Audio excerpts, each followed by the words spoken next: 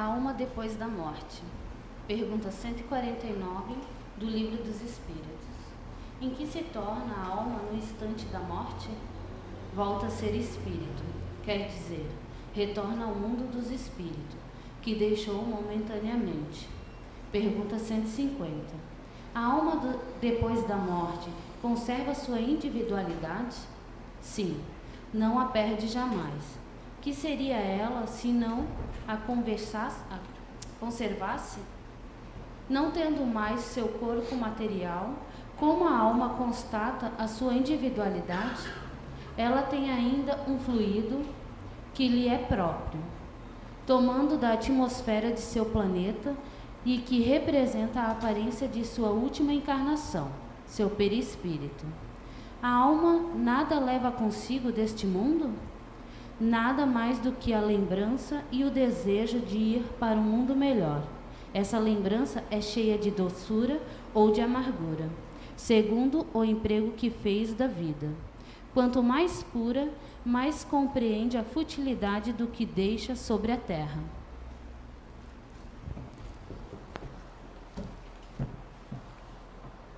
Boa noite. Boa noite a todos vocês que nos acompanham pela internet. Bom, eu vou falar sobre suicídio, que é ainda, do meu ponto de vista, um tabu em se falar hoje na sociedade.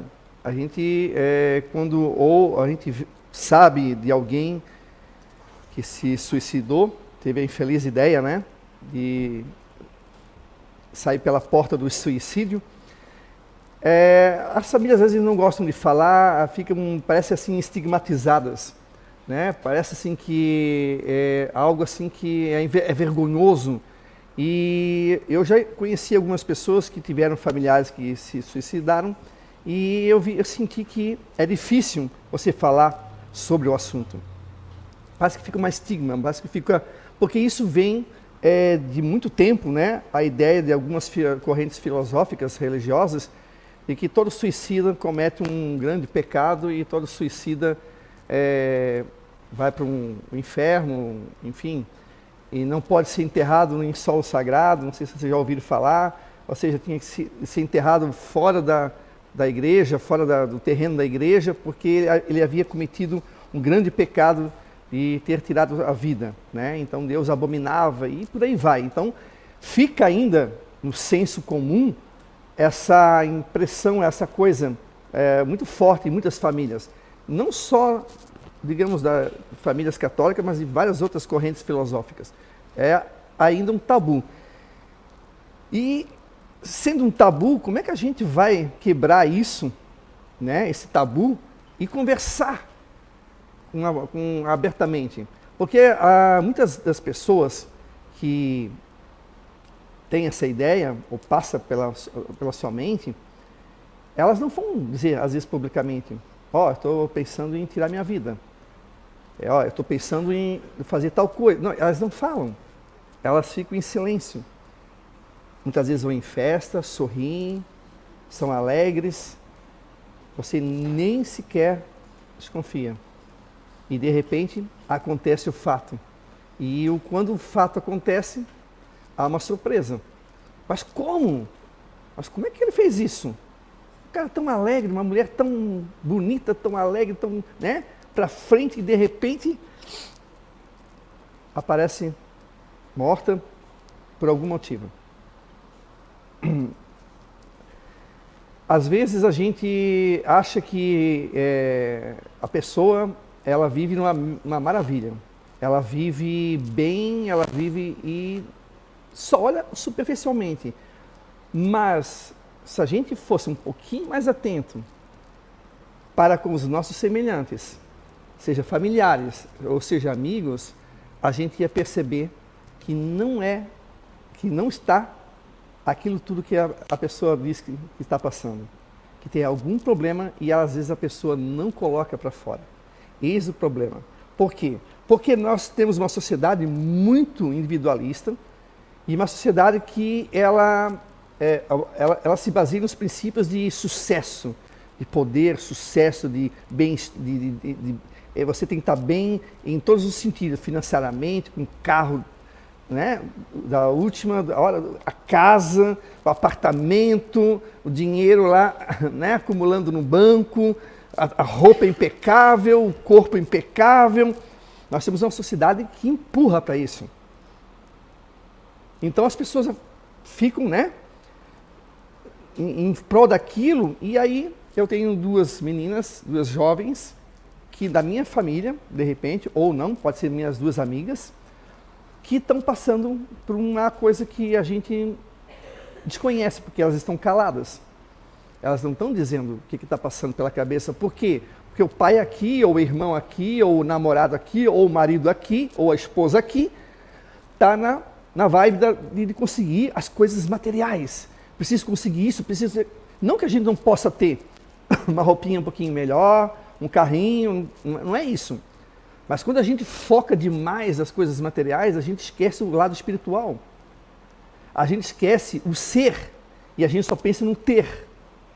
E as duas jovens aqui, lindas e maravilhosas, estão passando coisa na cabeça delas. E eu estou aqui, achando que está tudo ok. Porque eu estou dando tudo que elas querem. O celular da hora, o computador da hora, a roupa da hora.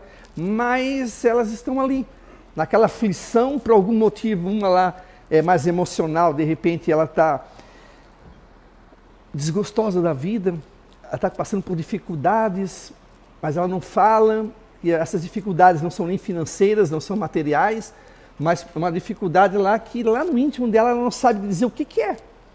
Ela não sabe colocar em palavras, porque não teve ninguém. Eu não tive essa percepção de olhar e dizer assim, ó, estás precisando de ajuda? O que está acontecendo contigo? A outra pode não ser tão assim, mas ela está dizendo assim, puxa, para que lado eu vou nessa vida? Está tudo errado para mim? E ela fica ali, calada. E aí ela vai assistindo alguns filmes, algumas novelas, aí ela começa a trabalhar com uma ideia de que, assim, eu acho que eu não sirvo para nada, meu pai não me dá atenção, a minha família não me dá atenção, meu namorado, perdi ele, não tenho um namorado, enfim, aí vai. E essas ideias vão sendo acumulativas. São ideias que vão acumulando na cabeça da gente. Eu não sei se vocês já tiveram essas ideias, não de suicídio, mas de vez em quando vem umas ideias bobas na cabeça da gente, e aquelas ideias, elas ficam martelando, e ficam martelando aquelas ideias, e tu não consegue tirar aquilo. E o suicídio é assim. E o pretenso, né, o candidato ao suicídio é assim, ele começa com uma ideia, aí vai vindo outra, que vai vindo outra, que vai vindo outra, ele já está com a autoestima balançando, está mais para baixo do que para cima, e ele vai acumulando e vai deixando aquilo entrar. Deixando aquilo entrar, começa a vir essas ideias de fuga. Ah, para que eu vou viver? Não sirvo para nada. Não tenho profissão, não sei o que eu vou fazer, eu tenho tudo, ou às vezes não tenho nada, e o que eu vou fazer aqui? É muito ruim essa vida. Eu acho que eu vou embora. Acho que lá no outro lado deve ser melhor. Ou nem pensa. Vou acabar, morreu, acabou. E ele fica acumulando aquilo. E é difícil, quando, né, está com muito acúmulo de ideias, mudar assim, da noite para o dia. E eu aqui, achando que está tudo bem com as duas. Tá ok. Por isso que, muitas vezes, acontece a surpresa. Acontece a surpresa. E ninguém entende por quê. Mas como? Como que a Pamela foi tirar a vida dela? Mas como? Ela tinha tudo. Ela estava feliz, ela estava saindo, ela estava bebendo com os amigos, estava festando, tinha um namorado. Como é que ela, de repente, ela tomou essa ideia? Como é que veio isso? Mas há quanto tempo a Pamela estava assim, com essa ideia? Eu não sei. Eu não percebi. Mas ela podia estar há muito tempo assim. Como ela não pôde botar para fora, ela foi acumulando. E ela foi se fechando e eu não fui percebendo, porque eu estava na vibe de conseguir as coisas materiais. Eu preciso ter e não preciso ser. E a Pamela, cada vez se afundando na angústia dela. E aí até que um dia ela resolve, infelizmente, tomar o caminho do suicídio. Na leitura do Livro dos Espíritos, justamente eu escolhi essas duas perguntas que respondeu: o que nós somos quando deixamos o corpo? Espírito. Nós somos alma. Nós voltamos a ser espírito. E a individualidade, a nossa individualidade continua? Continua. Nós continuamos a viver. Para mim já basta para não ter nenhuma ideia, nem passar pela minha cabeça do suicídio, de me suicidar ou coisa parecida. Mas para muitos que não desconhecem, ou têm a incerteza, para ele, a dor que ele está sentindo agora aqui é muito maior do que a preocupação se tem ou não tem alguma coisa no outro lado. Ou às vezes nem acredita. Isso é besteira. Morreu, acabou. Mas a gente tem muitos exemplos, não só aqui no Livro dos Espíritos, mas nos livros de Allan Kardec, ou até mesmo nos livros psicografados de Chico Xavier, do Divaldo, Raul Teixeira, de espíritos que voltaram dizendo: pelo amor de Deus, não façam isso, porque eu fiz e sofri muito. Porque a grande pergunta é: o que acontece após o suicídio? A Pamela, por exemplo, vamos supor lá que ela tomou um veneno, resolveu ingerir ali um veneno ali que queimou aqui a garganta e o esôfago e mais alguma coisa, e ela morreu. O que acontece com ela? Isso que eu vou falar não é que aconteça com todos da mesma forma, porque cada pessoa tem a sua individualidade, cada pessoa tem o seu mundo aqui na sua cabeça, né? Mas a Pamela vai sentir, quanto espírito, ainda as dores do veneno que queimou aqui, que queimou o estômago, e ela vai se ver sempre repetindo o mesmo ato. É o mesmo que aquele que se joga, que se comete o suicídio de se jogar de uma altura. Alguns e vários espíritos já relataram que eles passaram um tempo fazendo isso, indo lá, se jogando, caindo, daqui a pouco está de volta aqui e se jogando, e aquilo não para, porque a mente dele está doente. Ele se vê cometendo o mesmo ato, e ele diz: meu Deus, eu não morro, eu estou aqui ainda vivo. E a dor que ele sente de ter cometido um erro é muito maior do que aquele problema que ele achava que era o maior de todos aqui na Terra. Porque geralmente o pessoal sempre acha que o meu problema é o maior. Shakespeare escreveu Romeu e Julieta, vocês devem conhecer, né? Romeu e Julieta. Eu estava fazendo com os alunos meus, eu tirei aquela parte do suicídio. Bom, se Shakespeare vai ficar chateado comigo, o problema é dele, né? Mas eu vou tirar o suicídio e mudei o final da história de Romeu e Julieta. Sabe, eu não vou falar, porque o suicídio, ele é sério. Ele é um problema de saúde pública hoje aqui no Brasil. Não só no Brasil, mas no mundo. É um problema, por isso que eu digo, é um tabu, as pessoas não falam, né? E eu resolvi tirar aquela parte de Romeu e Julieta, que eu acho infeliz, né? Por quê? Porque também já li muitos relatos de espíritos que se mataram porque ela olhou para mim, eu olhei para ela, casamos, e um dia ela disse assim: não quero mais nada contigo, Alexandre. Pronto, meu mundo acabou. Eu vou lá, como já aconteceu agora, na televisão está cheio disso, mato ela e cometo suicídio. Ou seja, eu sou um homicida e sou um suicida. Por quê? Porque a minha autoestima é lá embaixo, meu psicológico aqui não está bem. Então eu, no furor da raiva e de não querer perder, do sofrimento de perder a mulher ou o marido, cometo um ato totalmente descabível. Como se ela fosse as únicas pessoas do mundo que eu pudesse ter algum relacionamento, que eu pudesse ser feliz, que eu pudesse ter alguma coisa, construir uma história. Que são suicídios, né, por causa de romances, como Shakespeare ali deixou, né, bem claro para nós ali de Romeu e Julieta.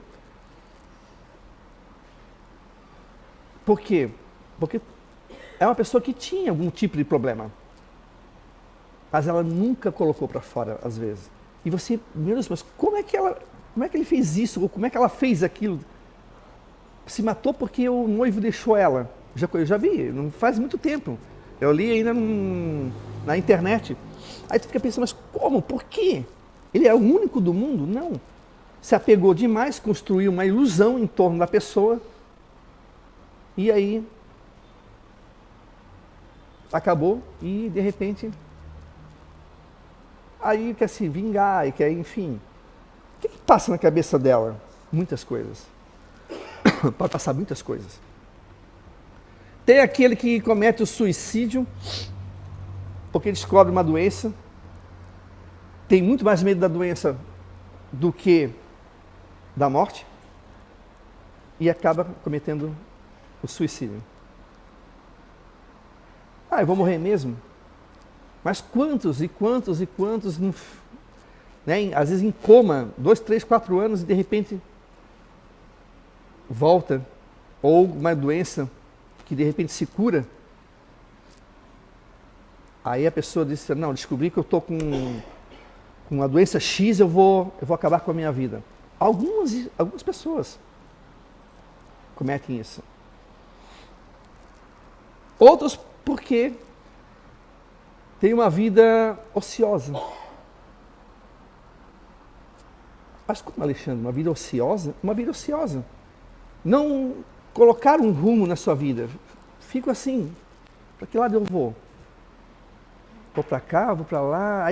Aí como ele fica naquela ociosidade e não vai nem para frente nem para trás, para ele vai ficando chato, vai ficando uma vida maçante, vai ficando uma vida sem sentido. Eu não gosto disso, não gosto daquilo, eu não quero estudar, não sei o que eu quero fazer na universidade. Enfim, o que eu vou fazer? Aí acaba assistindo alguns vídeos que, infelizmente, a internet é um terreno que, assim, tem coisas muito boas, mas também tem coisas muito ruins. Tem até vídeos que ensinam como se suicidar, gente. Olha só o absurdo. E aí começam a entrar nessas loucuras, sem se perceber, a família não percebe muitas vezes também, e vai lá e de repente comete a loucura de dar um tiro, de se enforcar, por causa da ociosidade. Mas quando se deparam no mundo espiritual, vê que a vida continua. E vê que, meu Deus, eu perdi. Porque o que mais atormenta o suicida no mundo espiritual não é só o ato em si, mas é o desperdício da vida. Tá? O desperdício da vida. Eles desperdiçaram uma encarnação. E agora? Agora eu vou ter que voltar e consertar esse erro. Ninguém vai consertar para você. Você vai ter que consertar o seu erro. Vocês conhecem Divaldo Pereira Franco, né? O Divaldo, né? A irmã dele descobriu que o marido tinha um amante. 1930, na década de 30. Descobriu que o marido tinha um amante, inconformada, foi lá falar com a amante, se dispôs com a amante, revoltada, com raiva, tomou veneno. Cianureto e mais um outro veneno que agora não lembro agora. Queimou tudo, tal, morreu. E o Divaldo tinha mediunidade. De vez em quando o Divaldo via a irmã pedir, pelo amor de Deus, para acabar com aquilo, que ela quis se matar, que Divaldo na época ali, a família dele não eram espíritas, eles eram católicos. Divaldo era criança. E ela desesperada, pelo amor de Deus, que parasse aquilo, aquela dor que ela sentia, né, do veneno queimando aqui, a laringe, esôfago e estômago, etc., que aquilo parasse e aquilo não parava. E ele foi vendo, foi crescendo, vendo a irmã atormentada com aquilo, porque ela voltava a sempre a sentir aquilo que ela sentiu no ato do suicídio dela. Aí um dia, depois o Divaldo já era adulto, já era espírita, né? Aí a Joana de Ângeles disse para Divaldo que a irmã dele ia ter a chance de voltar e consertar o que ela cometeu de erro. Só que ele não poderia interferir na reencarnação dela. Ou seja, ela iria vir para cá para consertar o erro dela. Ok, ela voltou, mas como é que eu vou saber da minha irmã? Calma que você vai conhecer a sua irmã. E aí um dia chegou uma mulher, magra, suja, bem pobre, com uma criança, um embrulho aqui, pedindo pelo amor de Deus que ela estava morrendo de fome, que pelo menos salvasse ela, mas salvasse a criança, porque ela não tinha o que comer, ela esquentava água com papelão, e era aquilo que eles comiam, uma sopa de papelão. E aí o Divaldo recebeu, já medicou a criança, já medicou a mãe, aí a mãe ficou ali internada mais ou menos uns 30 dias. A criança tinha o lábio leporino, né? Aqui. E aí o espírito apareceu, e Joana de Ângeles disse aqui, eis a tua irmã. Ela voltou para resgatar o tempo de vida que ela precisava ficar na Terra. O lábio aqui, por causa do cianureto que ela ingeriu. E aí o Divaldo deixou elas ficarem ali, e ela foi crescendo, botaram na creche, a mãe ficou trabalhando ali. E, numa certa idade, ela chamou ele pelo nome Didi. Didi era um nome muito familiar, que só a irmã chamava, ele chamava, né? Também, e eles chamavam Divaldo de Didi. Ele parou e olhou para ela e ela veio falar com ele. E ela lembrava do que ela mais ou menos tinha feito. Ela era criança, devia ter uns 8 anos. E ele se emocionou, chorou, porque ela disse que ela tinha feito tal, que se ela não ia viver muito e tal. E segundo o Divaldo, ela era bem feia, mas ela era Miss Feiura, né? Ele brinca, né? E aquele lábio purpurinho. E ela conversou com ele e tudo. Chegou aos 10 anos, ela morreu. Né? Chegando aos 10 anos, ela morreu. E aí ela voltou para o mundo espiritual, né? E aí ela ia voltar novamente para a carne. Só que antes de vir a menina, a mãe de Divaldo faleceu. Quando a mãe de Divaldo faleceu, isso já na década, acho que de 70, ela disse, porque ela estava entre a vida e a morte, né? Ela estava bem velhinha, já com 80 e poucos anos, e ela disse, eu estou vendo a Nair, que era o nome da irmã, estou vendo a Nair me chamando e pedindo ajuda. Eu vou cuidar dela, depois eu venho cuidar dos outros filhos, porque mamãe nunca esquece do seu filho. Olha só, ela se suicidou na década de 30, era a década de 70 e ela estava ainda agonizando, pedindo, né? E depois a menina voltou, né? Depois ela nasceu e a história que eu contei para vocês. E ela desencarnou com todo o problema, não só aqui nos lábios, mas todo o problema aqui na garganta, esôfago, estômago, consequência do veneno que ela ingeriu. Ou seja, aquilo ficou no perispírito, que é o corpo do espírito, porque isso que vocês estão vendo aqui, né, é o meu corpo. Mas se eu morrer aqui e amanhã pudesse aparecer para vocês, eu estaria desse jeito aqui. Por quê? Porque o meu perispírito, que é o corpo do espírito, ele é segundo o meu corpo. Tá? Então, se eu fizer o que eu fizer nesse meu corpo aqui, eu posso atingir o meu perispírito. Então, por isso que os suicidas, tá? que dão um tiro na cabeça, que se enfocam, que tomam remédios ou veneno, etc., eles vêm para o mundo, depois novamente através da reencarnação, porque Deus nunca condena, Deus sempre dá a chance. Só que a gente tem que quitar, consertar os nossos erros. Tá? Todos nós temos que consertar os nossos erros. Ele dá chance, quantas vezes for preciso, porque Deus é amor, o amor supremo. O amor de Deus não tem como mensurar aqui. Não tem como. Mesmo que ele diga, eu tive uma vida infeliz, e doenças, de dificuldades e tudo, mas as dificuldades, as doenças, o que vêm para nós nesse mundo, muitas vezes, são remédios que a gente não sabe entender. São remédios homeopáticos que o Papai do Céu nos dá e a gente não sabe entender. Claro que ninguém quer passar por nada disso aí, isso é óbvio. A gente não quer passar por dificuldade nem de doença, nem de financeira, enfim, amorosa, a gente não quer. Mas às vezes a gente tem que passar por aquilo ali. A gente tem que saber entender. A gente não veio aqui para sofrer. A gente não veio aqui para ter uma vida ruim, miserável. Muito pelo contrário. A gente veio aqui para ser feliz. Só que nós estamos num planeta que ainda é de provas e expiações. A gente não sabe o que a gente fez no passado. Eu posso ter uma doença de estômago terrível. Mas por quê? O que eu fiz? Aí eu fico perguntando para mim, o que eu fiz? Aí depois que eu morrer, eu vou descobrir o porquê. Abusei. Abusei do álcool, abusei da comida, abusei do meu estômago e eu tive que vir para aprender, para controlar. Porque se eu viesse normal, digamos assim, aí o bicho pegava, eu ia voltar a errar novamente.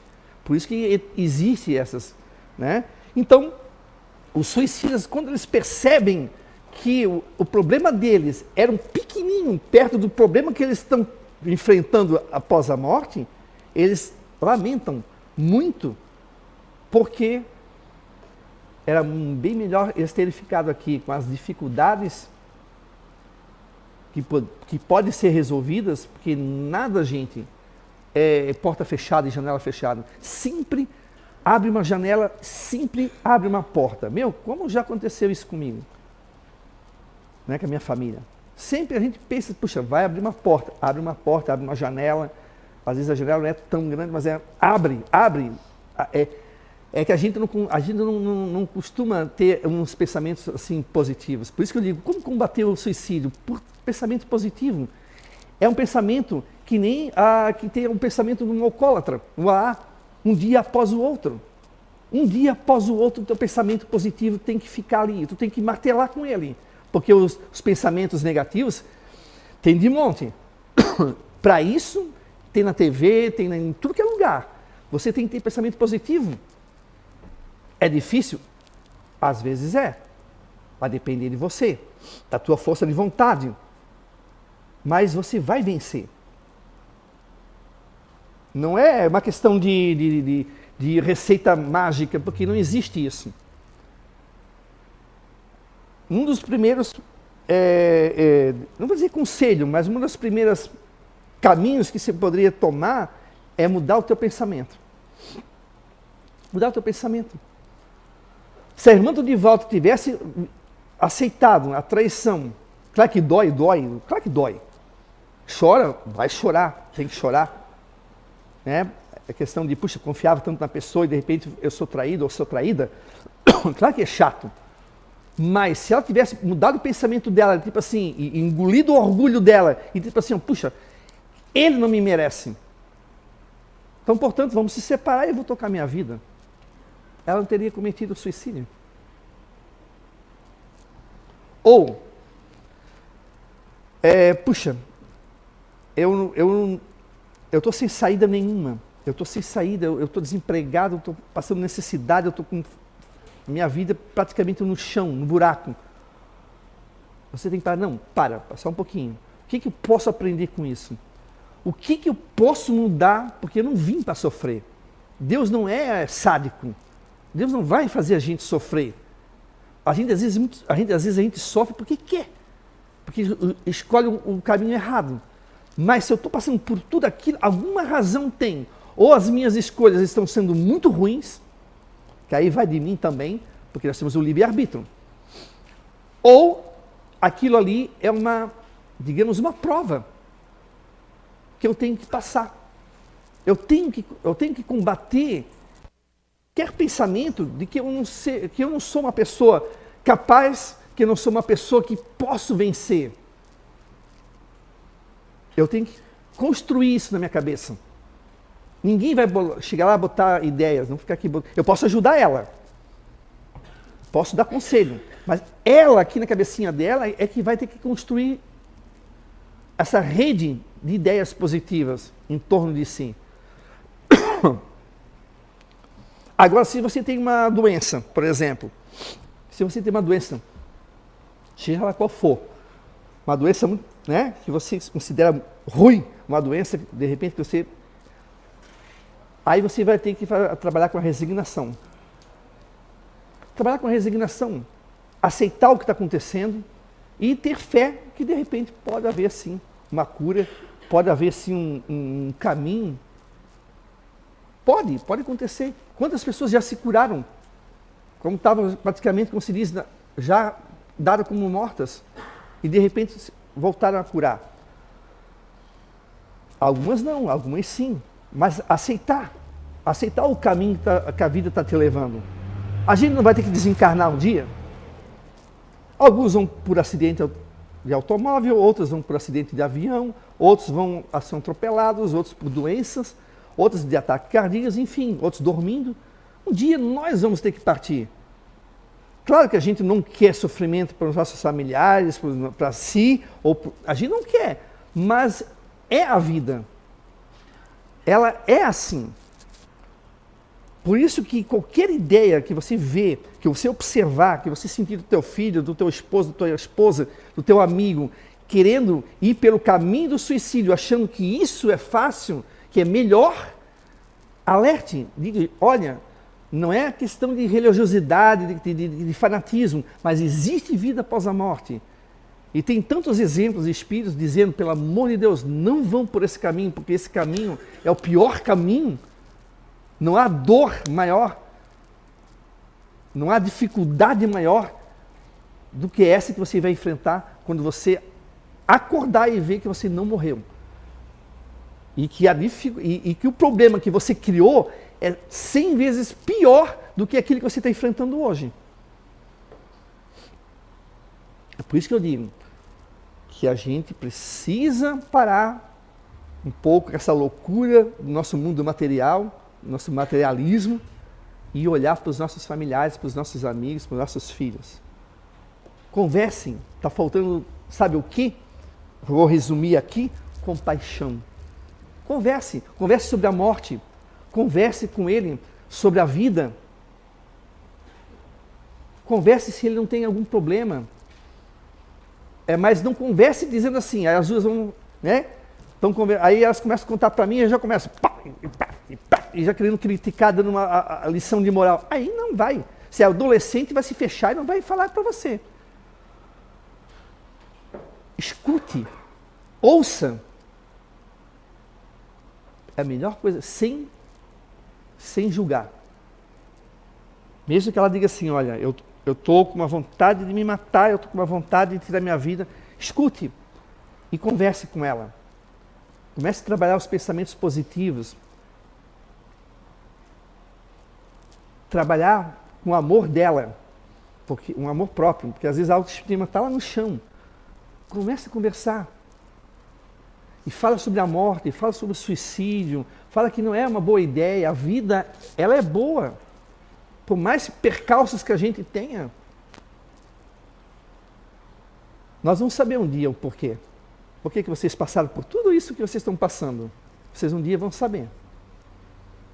A gente agora não lembra, a gente não sabe. Mas a gente vai saber. Por isso que os suicidas amargam tanto o erro que eles cometeram. Deus não vai colocar eles no inferno, não vai colocar eles em nada. Eles mesmos sozinhos que se colocam numa situação muito triste. E eles pedem o quê? Mais uma chance. Voltar.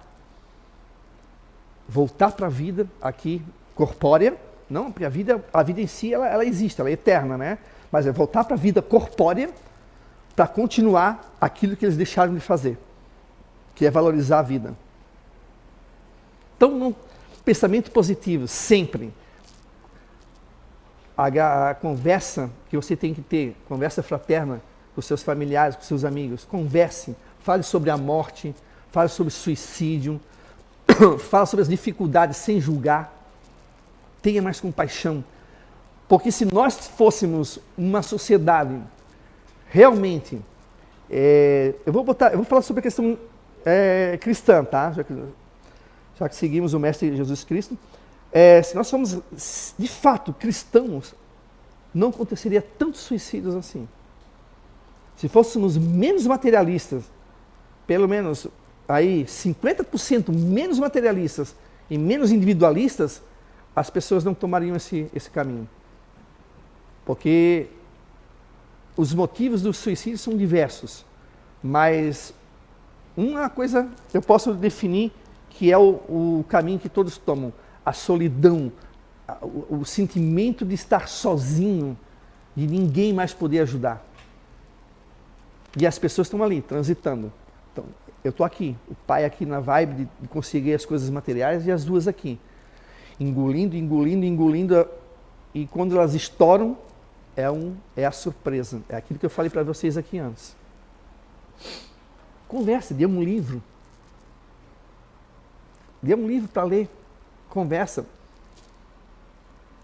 Vai ser uma maneira de ajudar a pessoa. Por mais que ela diga para você assim, olha, eu não tenho como sair disso, eu não tenho. Tem como. Se não sair, é porque não era para sair. Você tinha que passar por isso. Ah, mas então Deus, você vai dizer para mim, então Deus não é bom. É. O remédio é amargo. Todo remédio é amargo, correto? E vocês deixam de dar para o filho de vocês? Só porque é amargo? Não. Vocês não vão deixar, né? Vocês têm que dar o remédio, correto? Todo mundo... o remédio é amargo, mas tem que tomar. É assim, às vezes o remédio que o Papai do Céu nos dá, ele é amargo. A gente não entende o porquê, a gente não quer, mas a gente às vezes precisa passar. Não é uma questão de ser com o espírito de derrotado, não é? Isso se chama resignação. Mas eu vou lutar para melhorar. Seja por doença, seja problema financeiro, amoroso, eu vou lutar. Eu preciso lutar. Eu preciso ter essa força. Todos vocês têm. Vocês podem mover montanhas. Vocês só não movem porque vocês não querem. Porque a gente cresceu escutando o quê? Que a gente é isso, que a gente é aquilo, que a gente não tem força, que a gente é um derrotado, que a gente é... A própria sociedade fala isso. O que eles nos mostram todos os dias? Na televisão. Artistas, aquele glamour, aquela coisa. Aí tu vai ficando assim, ó. Eu não sou nada daquilo, estou longe de ser aquilo. É um pensamento que vem ao contrário do pensamento que eu estou falando para vocês. Pensamento positivo. Aí você vai ficando amargurado, você vai, eu não sou nada daquilo. Aí, se já tem aquelas ideias de suicida, é 2 toques. Só que aquilo ali é um mundo irreal, não é um mundo real. Aquilo é um mundo fabricado. É o do ter, não é o do ser. O mais importante é ser. Ser o que você é. Pessoa alegre, uma pessoa trabalhadora, uma pessoa esforçada, uma pessoa bonita. Eu posso não ser um modelo aqui de capa de revista, mas eu me gosto. E aí? Eu me gosto do jeito que eu sou. É assim que eu vim, é assim que eu vou morrer. Claro que lá no mundo espiritual eu vou dar uma ajeitadinha, né? Vou dar uma mudadinha aqui. Mas assim, ó, brincando, todo mundo veio, todo mundo vocês todos são bonitos, vocês todos são belos, vocês todos são felizes. A gente tem que trabalhar isso com a gente. Por mais que você esteja passando por dificuldade, gente, a dificuldade passa. Não há dificuldade maior do que a minha? Claro que tem, mas vai ficar essa comparação boba. Ah, mas você não sabe como é que é a minha dificuldade. Mas é claro, é minha. Ela não vai saber nunca. Então não fique se comparando. Pense assim, ó, eu estou com isso, com essa dificuldade e eu vou vencê-la. Eu vou conseguir vencer essa dificuldade. É isso que vocês têm que sair daqui pensando. É essa forma que você pode combater o suicídio, os familiares, ou até em si mesmo, tá? Se vocês passou pela cabeça de vocês, tirem isso da cabeça. Você veio para ser feliz, não veio para chorar. Você veio para sorrir. Isso, Jesus Cristo mesmo prometeu e cansou de falar isso no Evangelho. É a gente que não enxerga. A gente quer a bonança, a gente quer riqueza, dinheiro, ouro. Isso tudo o ladrão rouba, isso corrói, isso vai embora. Não é isso que a gente veio. A gente veio para ser feliz, para ajudar o outro, ajudar o próximo, se ajudar, abraçar. Quantos de vocês hoje abraçaram alguém?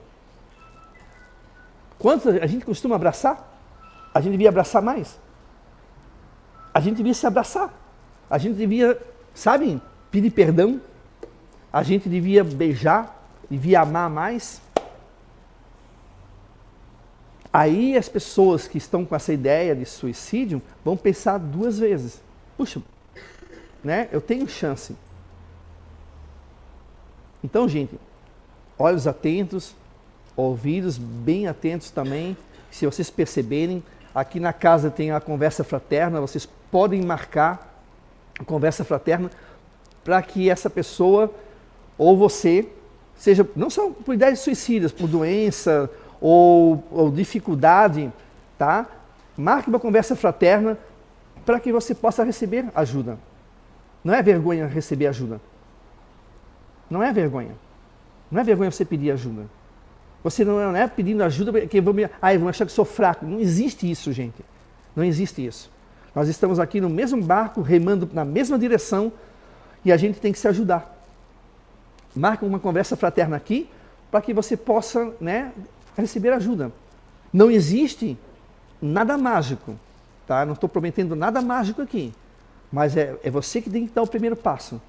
É você que tem que tirar essas ideias da sua cabeça ou ajudar a tirar as ideias da cabeça das pessoas que estão querendo ir pelo caminho do suicídio. A vida é muito boa. Por mais dificuldades que a gente esteja passando, ela é. E a gente veio para sorrir e não para chorar. Ok? Então, uma boa noite. Muito obrigado